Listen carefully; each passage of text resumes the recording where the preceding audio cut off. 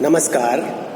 आज के इस वीडियो में मैं मधुलिका के चरित्र चित्रण पर चर्चा करूंगा, जो कि जयशंकर प्रसाद की कहानी पुरस्कार की नायिका है।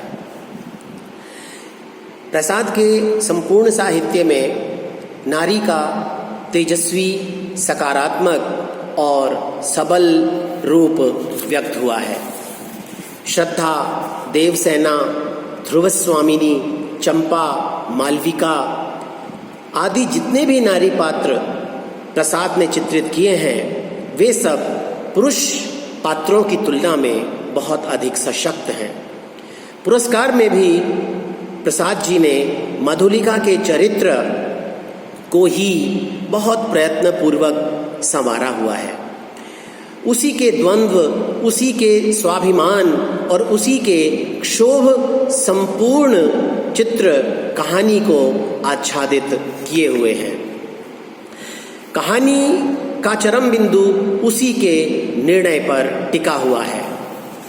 कहानी का प्रारंभ तब होता है जब कौशल नरेश राज्य की परंपरा के निर्वाह के लिए एक इंद्र की पूजा करते हैं। यह एक कृषि उत्सव है। राजा अपने राज्य के किसी भी किसान की भूमि को अधिग्रहण करता है और एक दिन उसमें कृषि कार्य करता है। मधुलिका का खेत इस बार राजा द्वारा अधिगृहीत किया गया। पुरस्कार स्वरूप मधुलिका को एक बहुत बड़ी धनराशि दी गई, किंतु वह पुरस्कार लेने से मना करती है और कह देती है कि वह अपने खेत का सौदा नहीं करेगी। राजा के कहने पर और अन्य लोगों के समझाने पर भी वह अपनी बात पर अडिग रहती है। इस उत्सव में आसपास के और भी राज्यों से राजाओं को और राजकुमारों को अतिथि के रूप में आमंत्रित किया गया था। मगध का राजकुमार अरुण भी वहां आता है, जो कि मन ही मन उससे प्रेम करने लगता है और एक योजनाबद्ध तरीके से वह मधुलिका के सामने प्रणय निवेदन भी करता है। वह कहता है कि मधुलिका उसकी सहचरी बन जाए। वह कौशल नरेश से कहकर उसका खेत उसको वापस दिलवा देगा, किंतु मधुलिका उसके आग्रह को नहीं मानती। इसके बाद मधुलिका अपने खेत पर नहीं जाती, दूसरे खेतों पर काम करके किसी तरह से अपनी आजीविका चलाती है। इसी तरह से 3 वर्ष का समय बीत जाता है। मधुलिका अपनी आर्थिक विपन्नता से व्यथित हो जाती है। राजकुमार अरुण उसे बहुत याद आता है और एक रात संयोगवश राजकुमार उसकी कुटिया पर शरणार्थी के रूप में आता है और उसे मालूम चलता है कि राजकुमार ने अपने राज्य में विद्रोह कर दिया है, जिसके कारण उसे राज्य से निष्कासित कर दिया गया था। मधुलिका और राजकुमार अरुण प्रेम कर बैठते हैं और अरुण मधुलिका को प्रेम के वशीभूत इस बात के लिए तैयार कर लेता है कि मधुलिका कौशल नरेश से अपने खेत के बदले में किले के पास वाली भूमि जाकर मांग ले।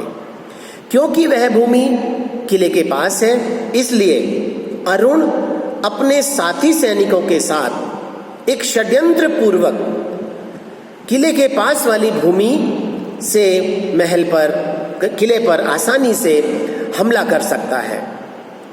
वह मधुलिका को लोभ भी देता है कि जब उसका शासन स्थापित हो जाएगा तो वह मधुलिका को अपनी रानी बनाएगा। मधुलिका अरुण के प्रेम में पड़ चुकी थी। वह भी रानी बनने के लोभ को संवरण करने से नहीं रोक पाती और वह राजा से भूमि मांग लेती है। इधर षड्यंत्र को पूर्ण करने के लिए अरुण आक्रमण करने की तैयारी करने लगता है, लेकिन अशांत मन से मधुलिका के हृदय में राष्ट्र प्रेम जागृत हो जाता है। उसे याद आता है कि उसके पिता ने किस प्रकार देश की रक्षा के लिए अपने प्राणों को बलिदान कर दिया था। वह सोचती है कि वह राज्य के साथ विश्वासघात कर रही है। उसकी अंतरात्मा उसे धिक्कारने लगती है। वह राजा के पास जाकर उसे राजकुमार अरुण के षड्यंत्र के बारे में सब कुछ बता देती है। शीघ्र ही राजकुमार अरुण को पकड़ लिया जाता है और उसे मृत्यु दंड दिया जाता है। राजा मधुलिका की प्रशंसा पूरे राज्य की जनता के सामने करता है और उसे पुरस्कार मांगने के लिए कहता है। तो मधुलिका स्वयं के लिए भी मृत्युदंड की मांग करती है और जाकर अरुण के साथ खड़ी हो जाती है। यहाँ मधुलिका का प्रेम पक्ष बहुत प्रबल दिखाई पड़ता है। जहाँ एक ओर वह अपना राष्ट्र प्रेम, अपना देश प्रेम दिखाती है, वहीं वह अपने प्रेमी के प्रति भी पूरी ईमानदार रहती है। जैसा कि मैंने पहले कहा कि कहानी का चरम बिंदु मधुलिका के निर्णय पर ही टिका है, उसी से संबंधित बात आगे मैं करता हूं कि मधुलिका को साहस और दृढ़ता विरासत में मिली है। इसी के बलबूते पर वह कहानी के प्रारंभ में राजा की स्वर्ण मुद्राएं उसी पर न्यौछावर कर देती है। राजा का अनुग्रह स्वीकार नहीं करती। खेत ले लिए जाने के बाद भी दूसरों के खेतों में जाकर काम करती है और अपनी आजीविका स्वयं चलाती है। जयशंकर प्रसाद ने यहाँ यह दर्शाया है कि उसकी तेजस्विता के सामने कुछ भी नहीं ठहरता। श्रम का ठोस आधार उसके जीवन का आधार है और उसका सौंदर्य भी कठोर परिश्रम से ही निखर कर सामने आता है। कहानी में प्रसाद जी का कथन है कि कठोर परिश्रम से जो रूखा सूखा अन्न मिलता वही उसकी सांसों को बढ़ाने के लिए पर्याप्त था। दुबली पतली होने पर भी उसके अंग पर तपस्या की कांति थी। आसपास के कृषक उसका आदर करते, वह एक आदर्श बालिका थी। कोट समाप्त। अरुण के मोहपाश में वह कुछ देर के लिए उचित अनुचित का भेद भूल जाती है, लेकिन उसका विवेक उसे शीघ्र ही सावधान कर देता है और वह सोचने लगती है कि सिंह मित्र कौशल का रक्षक वीर, उसी की कन्या आज क्या करने जा रही है। वह असहनीय वेदना से भर जाती है और सेनापति को अरुण के आक्रमण से अवगत करा देती है। कहानी के अंतिम हिस्से में हमें दिखाई पड़ता है कि वह बलिदान करने का साहस भी रखती है। अरुण के साथ ही वह प्राण दंड का पुरस्कार मांग लेती है, जैसे अरुण के साथ वह अपने विश्वासघात करने का प्रायश्चित कर रही हो।